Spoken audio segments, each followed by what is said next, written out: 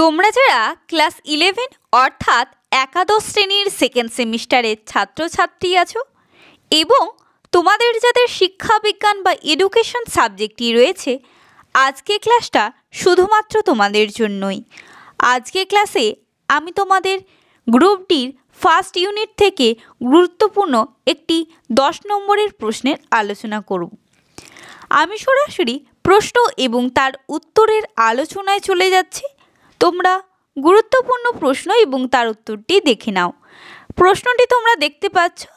প্রশ্নটি আছে, Sadler commission বা কলকাতা বিশ্ববিদ্যালয়ের কমিশনের সুপারিশগুলি আলোচনা করো। প্রশ্নটি তোমাদের খুবই গুরুত্বপূর্ণ পরীক্ষার জন্য। এমনকি প্রশ্নটা একটু ঘুরিয়ে তোমাদের পরীক্ষায় আসতে পারে যে স্যাটলার কমিশন কি, কলকাতা বিশ্ববিদ্যালয়ের সুপারিশগুলি আলোচনা করো, অথবা স্যাটলার কমিশন কি, স্যাটলার কমিশন সম্পর্কে যা জানো লেখো। এভাবেও প্রশ্নটি আসতে পারে। প্রশ্নটি যেভাবেই আসুক না কেন তোমাদের উত্তর কিন্তু এক হবে। তাই তোমরা উত্তরটা ভালোভাবে দেখে নাও, অল্প অল্পভাবে মুখস্থ করো। অবশ্যই পরীক্ষায় যদি এই প্রশ্নটি আসে অবশ্যই লিখে আসতে পারবে। খুব সহজ সরলভাবেই লেখা রয়েছে নোটসটি। তোমাদের আশা করি পড়তে বা বুঝতে কোনো অসুবিধা হবে না। নোটস তোমরা দেখে নাও। উত্তর, মাধ্যমিক শিক্ষার সুপারিশ। 1.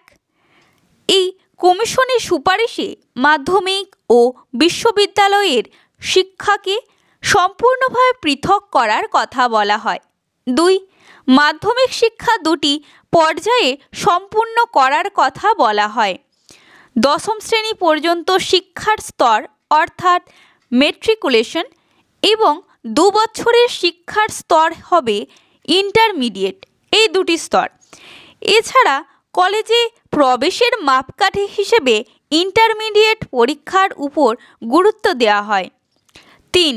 স্যাটলার কমিশনের সুপারিশে আরও বলা হয় যে দশম শ্রেণীর শিক্ষা সমাপ্ত হওয়ার পর 2 বছরের ইন্টারমিডিয়েট কোর্সে চিকিৎসাশাস্ত্র, কারিগরিবিদ্যা, কৃষি, বাণিজ্য, কলা, বিজ্ঞান শিক্ষার ব্যবস্থা থাকবে। 4. বিশ্ববিদ্যালয়ের হাতে ইন্টারমিডিয়েট শ্রেণীতে শিক্ষার কোনো দায়িত্ব থাকবে না বলে উল্লেখ করা হয়। এর জন্য ইন্টারমিডিয়েট কলেজ স্থাপনের সুপারিশ করা হয়। 5. মাধ্যমিক ও ইন্টারমিডিয়েট স্তরের শিক্ষা ব্যবস্থা সুষ্ঠুভাবে পরিচালনার জন্য পৃথক বোর্ড গঠনের সুপারিশ করা হয় স্যাটলার কমিশনে। এই বোর্ডে সরকার, বিশ্ববিদ্যালয় ও ইন্টারমিডিয়েট কলেজের প্রতিনিধিরা থাকবেন। 6. মাধ্যমিক শিক্ষার সম্প্রসারণের জন্য স্যাটলার কমিশনে সরকারি তহবিল থেকে বার্ষিক অতিরিক্ত 40 লক্ষ টাকা বরাদ্দ করার কথাও বলা হয়। বিশ্ববিদ্যালয়ের শিক্ষার সুপারিশ। বিশ্ববিদ্যালয় শিক্ষার সুপারিশগুলি কী কী ছিল তোমরা দেখে নাও। 1. স্যাটলার কমিশনের সুপারিশে প্রথমেই কলকাতা বিশ্ববিদ্যালয়কে একটি পৃথক শিক্ষণধর্মী বিশ্ববিদ্যালয়ে রূপান্তরিত করার কথা বলা হয়। 2. ঢাকায় একটি প্রকৃত শিক্ষণধর্মী আবাসিক বিশ্ববিদ্যালয় স্থাপন করতে হবে বলে উল্লেখ করা হয়। 3. সরকারি নিয়ন্ত্রণাধীনে অর্থাৎ সরকারি আন্ডারে যে সমস্ত কলেজগুলি রয়েছে তার সেই বিশ্ববিদ্যালয়ের অধীনে সেই বিশ্ববিদ্যালয়ের প্রশাসন ব্যবস্থা থাকার সুপারিশ করা হয়। এরপর 4 নম্বর প্রশ্ন, বিশ্ববিদ্যালয়ের প্রশাসনিক জটিলতা দূরীভূত করার উদ্দেশ্যে সিনেট ও সিন্ডিকেটের পরিবর্তে প্রতিনিধিত্বমূলক কোর্ট ও কার্যনির্বাহী সংস্থা গঠনের সুপারিশ স্যাটলার কমিশনে করা হয়। 5. শিক্ষক শিক্ষণের জন্য পৃথক শিক্ষা বিভাগ স্থাপনের সুপারিশ করা হয়। 6. ছাত্রদের কল্যাণ তথা স্বাস্থ্য রক্ষার জন্য একজন ডাইরেক্টর অফ ফিজিক্যাল এডুকেশন নিয়োগ করার সম্পর্কেও এই কমিশনে উল্লেখ করা হয়। নারী শিক্ষা, অর্থাৎ নারী শিক্ষা সম্পর্কে স্যাটলার কমিশনেও কি বলা হয়েছে দেখে নাও। 1, 15 থেকে 16 বছরের হিন্দু মুসলমান উভয় সম্প্রদায়ের মেয়েদের জন্য পর্দা স্কুল গঠনের প্রয়োজনীয়তার কথা বলা হয়ে এই স্যাটলার কমিশনে কি বলার হয়েছে। 2, নারীদের শিক্ষার জন্য একটি বিশেষ বোর্ড ও বিশেষ পাঠ্যক্রম প্রণয়নের সুপারিশ করা হয়। বৃত্তিমূলক শিক্ষা, বৃত্তিমূলক শিক্ষার জন্য স্যাটলার কমিশনে ব্যবহারিক বিজ্ঞান, কারিগরি বিজ্ঞান প্রভৃতি পাঠ্যক্রমে কি স্থান দেওয়ার বিশেষ নির্দেশ দেওয়া হয়। এর পরবর্তী পয়েন্ট তোমরা দেখতে পাচ্ছ, শিক্ষা ব্যবস্থা পরিচালনা। এই পয়েন্টটা তোমরা দেখে নাও।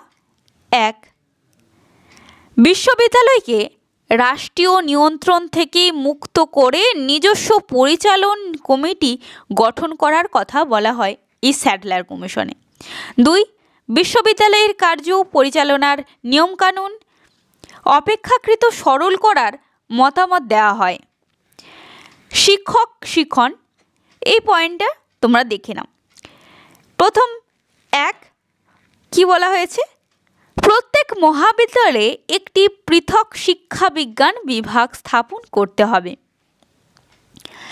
এরপর 2 বা দ্বিতীয়ত বিএ পাস ও ইন্টারমিডিয়েট পাঠ্যক্রমে শিক্ষা বিজ্ঞান নামক নতুন বিষয় সংযোজন করতে হবে। স্যাটলার কমিশনে শিক্ষার বিভিন্ন স্তর সম্পর্কে গুরুত্বপূর্ণ সুপারিশ করা হলেও তা সমালোচনার ঊর্ধ্বে ছিল না। ভারতের মতো দারিদ্র দেশের পক্ষে এই সময় আবাসিক বিশ্ববিদ্যালয়ের খরচ চালানো ছিল খুবই কষ্টসাধ্য। তা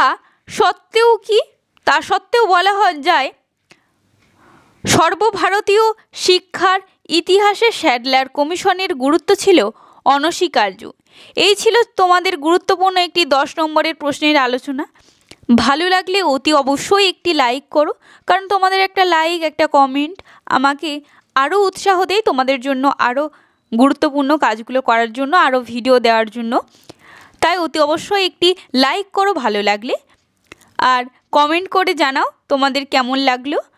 আর অতি অবশ্যই ভিডিওটা বন্ধুবান্ধবদের মধ্যে শেয়ার করে দেবে, কারণ তারাও যাতে ভালোভাবে পড়তে পারে এই সহজ সরল নোটসটি, আর পরীক্ষায় যাতে পড়ে ভালো নম্বর পেতে পারে। আর ভালো লাগলে অতি অবশ্যই যেমন বললাম লাইক করো। আর আজকের ক্লাসটা এই পর্যন্তই।